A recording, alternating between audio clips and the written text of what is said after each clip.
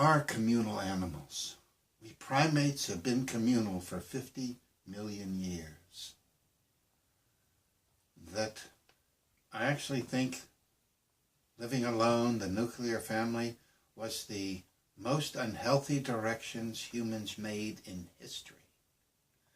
It makes everything much more expensive, much more environmentally devastating.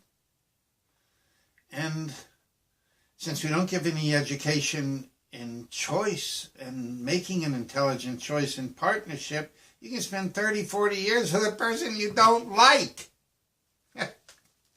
Oh, and if one member gets sick, how can they care for the children? How can they care for each other? It just is not who we are.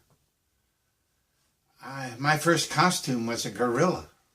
I love community. When I graduated, I knew that's what I was going to do. In medical school, I visited communes because the communal movement was starting in the U.S. And say, wow, not only get to live with a partner if you have one, you get to live with 18 other people you love. And smartest decision I ever made. I like clown trips because I like trips of people. I like crowded elevators. I like marches for peace. I just love groups of people. And nuclear family, it's I've asked social workers and psychologists in every country that I go to, I say, what percentage of your partnerships are healthy? And no one ever says more than 15%.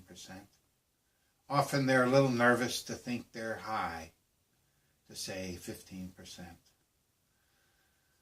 That it's just not who we are. It's much more expensive, and since we don't get training in loving, it's so much easier to love a collective of people than try to focus it all on one person.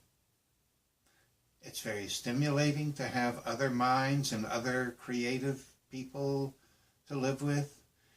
If you end up being paralyzed from the waist down or have a child with muscular dystrophy, then as a community, they're not the, quote, burden that the society talks about. You have a collective. It's who we are. I think it's not having a healthy communal vibrancy may be the number one cause of what is called mental illness. It may simply be loss of community.